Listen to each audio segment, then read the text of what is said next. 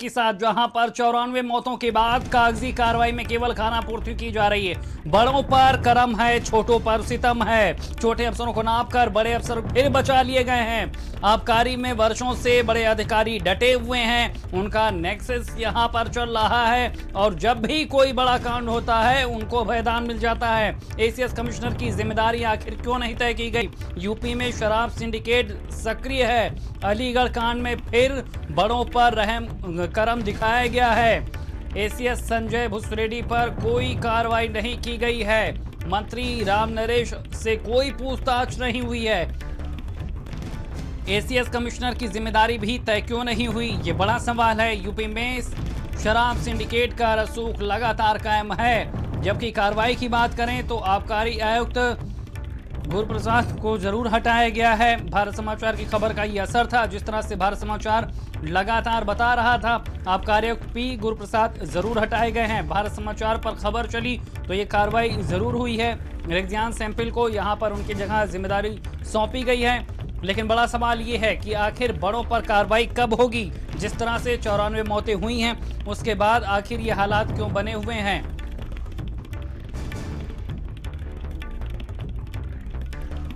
और इसी खबर पर ज्यादा जानकारी के साथ हमारे साथ संवाददाता मुकेश अलीगढ़ से जुड़ गए हैं और लखनऊ से संजय भी हमारे साथ जुड़े हुए हैं। सबसे पहले मुकेश, आपका रुख करेंगे। 94 मौतें हो चुकी है अलीगढ़ में, अभी ताज़ा स्थिति क्या है? क्योंकि खबर ये आ रही थी कि कई गांव में अभी भी कई लोग गंभीर हैं और जो कार्रवाई है उसके बाद किस तरह का रिएक्शन वहां पे देखने को मिल रहा है?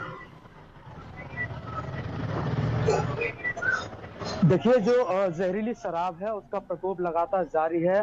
शायद ही ऐसा कोई दिन जा रहा है जिसमें मौत ना हो रही हो, और मौत का आंकड़ा भी एवरेज जो जा रहा है 10 का जा रहा है, जो रोज का निकल रहा है, जिसके हिसाब से लगातार गिनती बढ़ रही है, जो अब 94 पहुंच चुकी है। 94 वो लोग हैं जो 84 जो वो लोग हैं जो इनका पोस्टमार्टम हो चुका है। वहीं 10 लोग वो हैं जो स्टार्टिंग जब हुई थी तब उनको जो पोस्टमार्टम बिना कराए उनको जो दाह संस्कार कर दिया गया या अंतिम संस्कार कर दिया गया।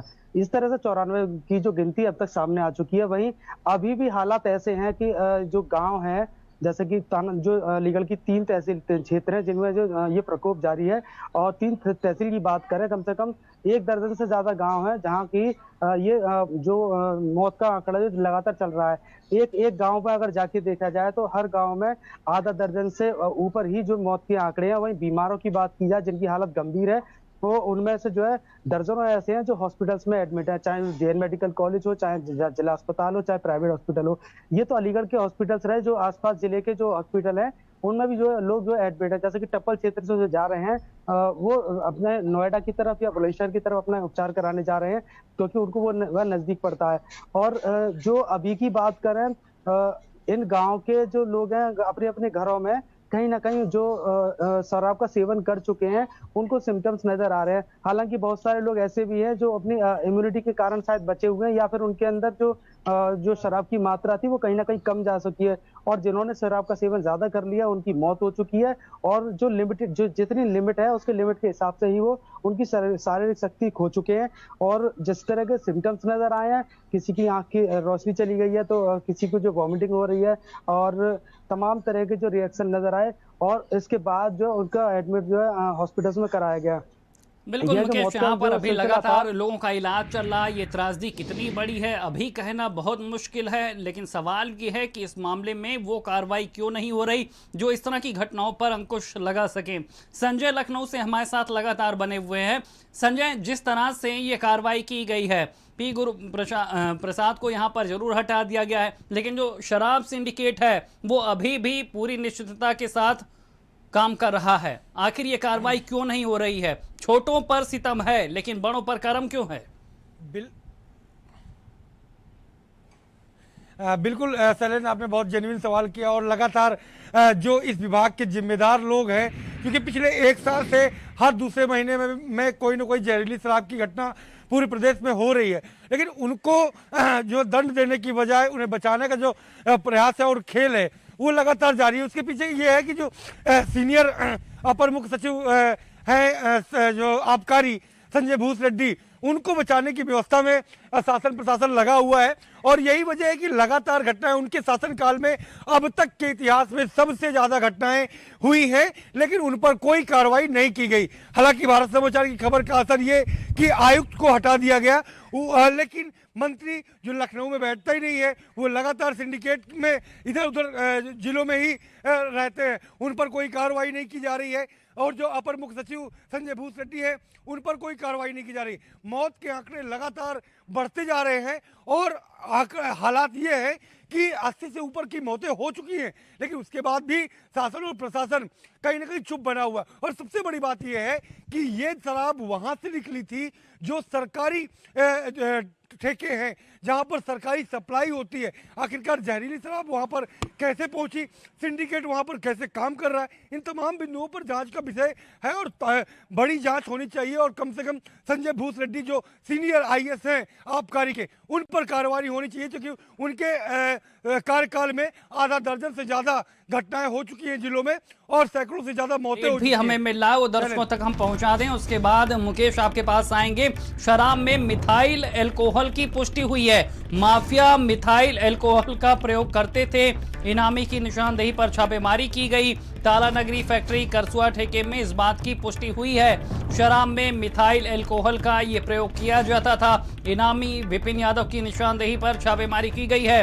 50,000 का इनामी ये विपिन है। ताला नगरी फैक्ट्री में छापेमारी हुई। शराब में मिथाइल अल्कोहल की पुष्टि हुई है। ज्यादा जानकारी के साथ लगातार हमारे साथ संवाददाता मुकेश बने हुए हैं। मुकेश, अब ये पुष्टि हुई है कि किस तरह से यहाँ पर मिलावट की जाती थी, जिस तरह से मिथाइल अल्कोहल का प्रयोग किया जाता है, बेहद खतरनाक इसे माना जाता है शरीर के लिहाज से, और यहाँ पर मुनाफे के लिए ये मिलावट की जा रही थी जिसने ये मौत बांट दी। सलीम, देखिए पहले मिथाइल के बारे में बता दूं। ये मिथाइल जो अल्कोहल है, ये इंक बनाने में किया जाता है, जो प्रयोग किया जाता है, और यह अन्य साबुन बनाने में प्रयोग किया जाता है। शरीर के लिए बेहद ही नुकसानदायक है। सीधे तौर से कहा जाए तो जहर है, जो जहर अब जो है शराब के माध्यम से शरीरों में जा चुका है। वही बात करें जो शराब माफिया है, जो इथाइल अल्कोहल आता है, इसका इथाइल अल्कोहल का शराब माफिया शराब बनाने में प्रयोग करते हैं, जिसके और इथाइल अल्कोहल और मिथाइल अल्कोहल की जो स्मेल होती है वो लगभग एक जैसी होती है।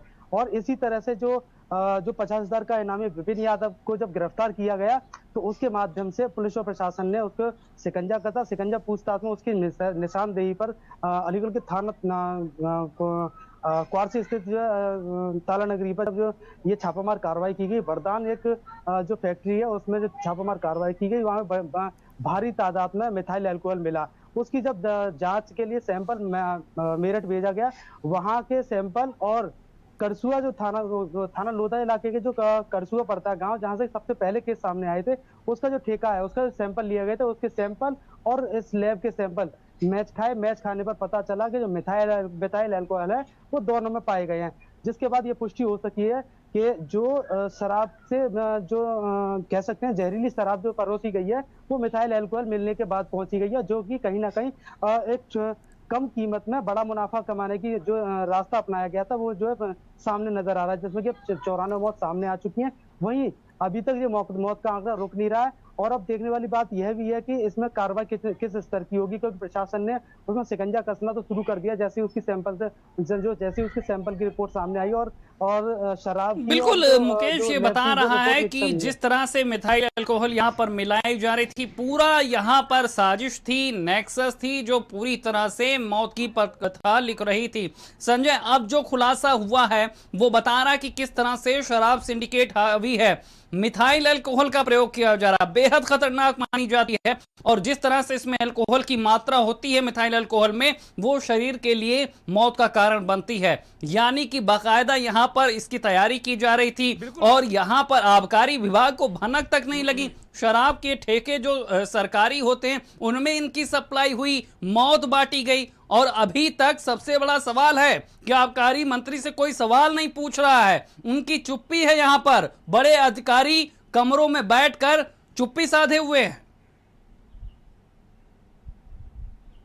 बिल्कुल सैलन, जिस तरीके से मिथाइल एल्कोहल का इस्तेमाल किया गया, पूरी तरीके से जहर बांटने की व्यवस्था की गई और सरकारी जो आबकारी के ठेके हैं वहां से ये मौत बांटी गई है, जिस तरीके से विपक्ष हमलावर हो रहा है। क्योंकि सरकारी जो ठेकों से अगर मौत बांटी गई है तो उसके पीछे कहीं ना कहीं बड़ी मिलावट और उसमें सत्ता पक्ष के लोगों का इन्वॉल्वेशन अपने आप में खुद दर्शाता है। क्योंकि विपक्ष को तो एंट्री मिलेगी नहीं सत्ता पक्ष के सिस्टम पे, तो उस कुनबे में किस तरीके से जो सिंडिकेट चल रहा है वो नीचे से लेकर के ऊपर तक कैसे खेल कर रहा है, ये तमाम विषय हैं जो जांच के विषय बने हुए हैं। आखिरकार सरकारी ठेके में कैसे शराब जो जहरीली शराब है, मिथाइल एल्कोहल है, उसकी मिलावट वाली शराब वहां पर पहुंची, क्यों कौन लोग उन पर इन्वॉल्व हैं और उसका पैसा नीचे से लेकर के ऊपर तक जो अपर मुख्य सचिव संजय भूस रेड्डी तक है वो कैसे पहुंचता है, ये तमाम सवाल अभी भी जिंदा हैं